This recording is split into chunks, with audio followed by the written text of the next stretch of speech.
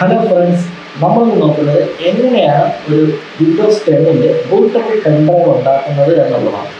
അതായത് third party applications ഒന്നും ഇല്ലാതെ തന്നെ ഒഫീഷ്യലായിട്ടുള്ള മൈക്രോസോഫ്റ്റിൻ്റെ വെബ്സൈറ്റിൽ നിന്ന് തന്നെ ISO ഫയൽ ഡൗൺലോഡ് ചെയ്ത് ബൂട്ടബിൾ പെൻഡ്രൈവ് ആകും.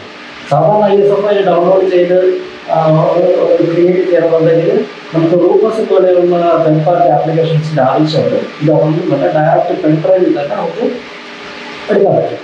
ഓക്കെ, ആദ്യം നമുക്ക് വേണ്ടത് ഒരു USB ആണ്. ഇത് FAT32 ഫോർമാറ്റഡ് ആണ്. പക്ഷെ അതിലൊന്നും ഒരു കാര്യമില്ല. ഫാറ്റ് ആയാലും LTFS ആണെങ്കിലും ഇത് ഇൻസ്റ്റാൾ ചെയ്യുന്ന സമയത്ത് OSനകത്ത് ISO ഫയൽ ബേൺ ചെയ്യുന്ന സമയത്ത് ഫോർമാറ്റ് മാറും. അതുകൊണ്ട് ആ സീനൊന്നുമില്ല. ഇത് നമ്മുടെ സിസ്റ്റത്തിലേക്ക് കണക്ട് ചെയ്യണം. പെൻഡ്രൈവ് കുത്തിയതിന് ശേഷം നമ്മൾ ക്രോം എടുക്കുക. ക്രോം എടുത്ത് അവിടെ ക്രോമല്ല, ഏതെങ്കിലും ബ്രൗസർ എടുത്ത് ഗൂഗിളിൽ വിൻഡോസ് 10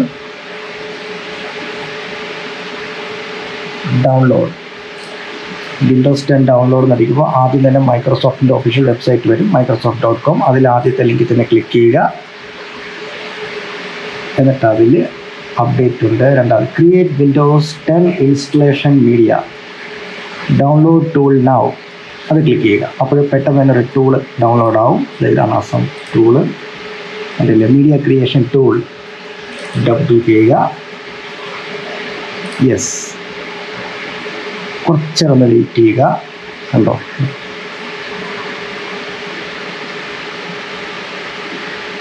സിസ്റ്റത്തിൻ്റെയും ഇൻ്റർനെറ്റിൻ്റെയും സ്പീഡിനെ ഡിപ്പെൻഡ് ചെയ്തിരിക്കും.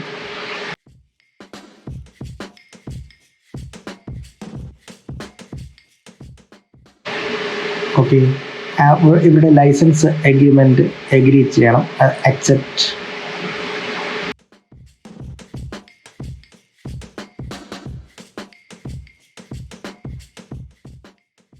അടുത്തൊരു വിൻഡോ ഓപ്പണായി. അത് ചോദിക്കുന്നു അപ്ഗ്രേഡ് ചെയ്യണോ ഈ PC അതോ create installation media.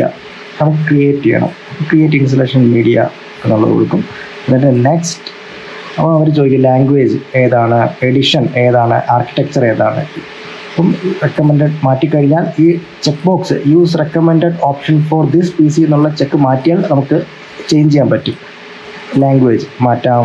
Edition Windows 10 തന്നെ കിട്ടുള്ളൂ. പിന്നെ 64 ആണോ 32 ബിറ്റ് ആണോ വേണ്ടതെന്നുള്ള ചൂസ് ചെയ്യാം. രണ്ടും വേണമെങ്കിലും ചൂസ് ചെയ്യാം. ബോത്ത് ചൂസ് ചെയ്ത് തന്നെ ഇൻസ്റ്റാൾ ചെയ്യുന്ന സമയത്ത് 64 32 നമുക്ക് ഇഷ്ടമുള്ള കൊടുക്കാൻ പറ്റും. പക്ഷേ സൈസ് ഇച്ചിരി കൂടും. പിന്നെ 32 ഉപയോഗിക്കുന്നവരുണ്ടോ എന്ന് എനിക്കറിയില്ല. എന്നാലും ഞാൻ 64 ആണ് കൊടുക്കുന്നത്. എന്നിട്ട് നെക്സ്റ്റ് കൊടുക്കുമ്പോൾ ചോദിക്കും ISO ഫയലായിട്ട് വേണോ അതോ USB ഫ്ലാഷ് ഡ്രൈവിൽ ഡയറക്റ്റ് ബേൺ ചെയ്ത് തരണോ എന്ന് ചോദിക്കും.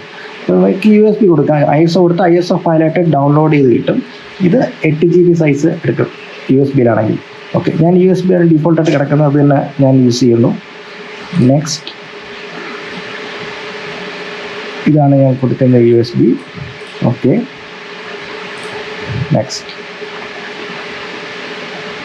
കുറച്ച് സമയം എടുക്കുമായിരിക്കും. പ്രോഗ്രസ് അല്ലേ പ്രൊസീജിയർ, ഇതിന് 100 ആവാം.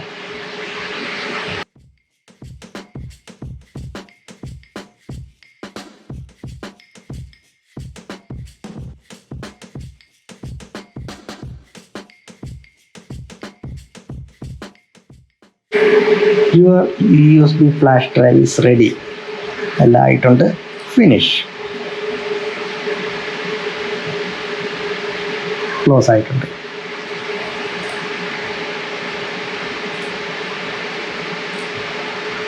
ഇനി നമുക്ക് നോക്കാം. ദിസ് PCയിൽ കയറി നോക്കുമ്പോൾ കണ്ടോ, ബേൺ ആയിട്ടുണ്ട്. നമ്മുടെ ബൂട്ടബിൾ പെൻഡ്രൈവ് തയ്യാറായി കഴിഞ്ഞു. സെറ്റപ്പ് ഫയലെല്ലാം ഉണ്ട്. ഇത്രയേ ഉള്ളൂ.